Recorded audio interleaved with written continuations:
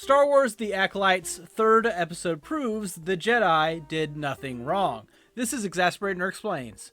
First of all, we ignore the tease of a Jedi-Wookiee fighting that was promised in the last episode to flash back in the second week of the show, because we can't just tell a linear story.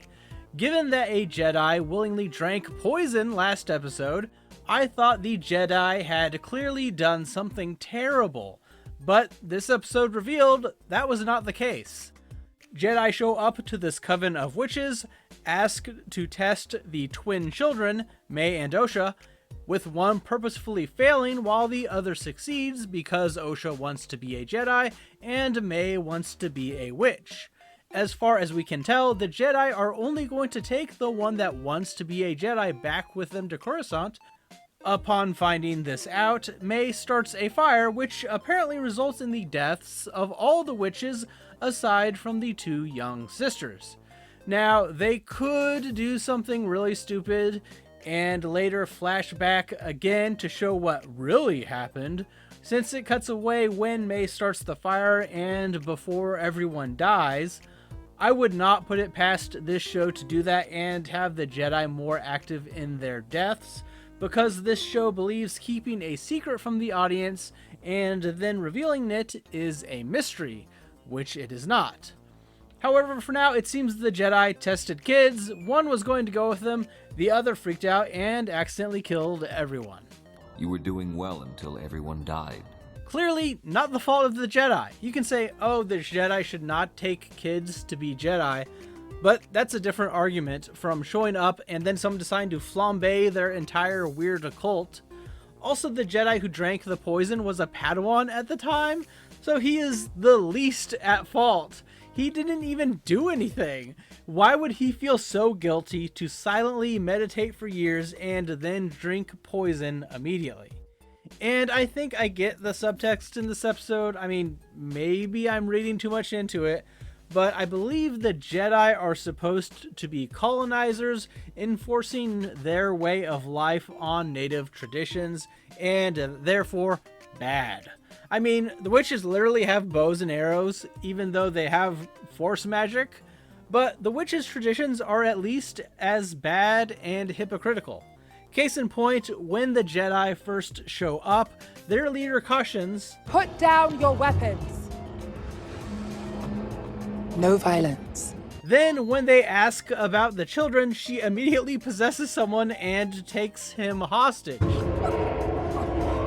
If you want your Padawan returned to his right mind, I suggest you all leave. Also, when Osha keeps saying that she wants to be a Jedi and she does not want to be a witch, the witches are saying, "You are a child, you're too young, you don't know what you want." I don't know if I want to be a witch. You think you want something different than life in this coven, but that is because you are young. Would you like to be tested and see if you could become one? Yes, please. Osha wants to do it. Osha is a child. Right now you want to be a Jedi, but as you grow, what you want, it changes, it shifts. Like the seasons. Do you vow upon my death to protect the secrets of our coven and continue our legacy? It's definitely a no for me, dog. But then they are trying to initiate her into a lifelong commitment to their coven. So, too young to be a Jedi, but apparently not too young to get a face tattoo and be a witch. Got it. And they have a slightly, and I mean slightly, different view of the Force, and the witches think it makes them better than the Jedi. All living things are connected by the same thread. Some call it a force and claim to use it. But we know the thread is not a power you wield. She immediately demonstrates wielding this power. How is that not wielding the string? You're going over pushing and pulling people. The other thing that I'm sure will upset people is that these witches apparently created the twins. I carried them. I created them. It's not said to be through the Force or their magic or both, but come on. I'm sure that's what it is, which of course kind of detonates the whole prophecy of being conceived by the Force and the story of Anakin. Where is their father? They have no father. We conceived 2 children through the Force. Girls get it done. And you can say the children that train as Jedi are isolated from others, but the cult of witches also isolate these twins. It seems they have never interacted with other children before. Any other children like me? There are other children there? Thousands like us. And you know what? Maybe I'm reading too much into it. Maybe you're supposed to think these witches are hypocrites, but I kind of doubt it. The whole episode left me wondering, what are they even doing? What's the show trying to do? Also, I'm tired of shows starting in the middle and then doing a flashback episode that kills any narrative momentum right away. If the beginning of your story is too boring, make it better and tell it first.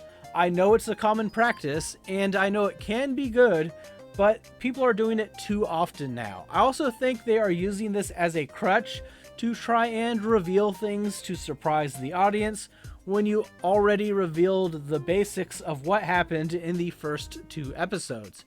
The 3rd episode is essentially an extra detailed recap, filling in some details.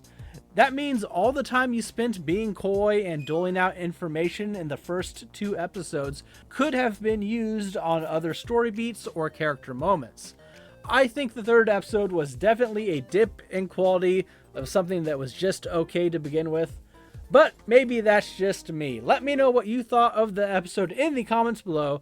Don't forget to subscribe to the channel, like the video, and consider sharing it with others. That's all for today. Thanks for watching. Bye.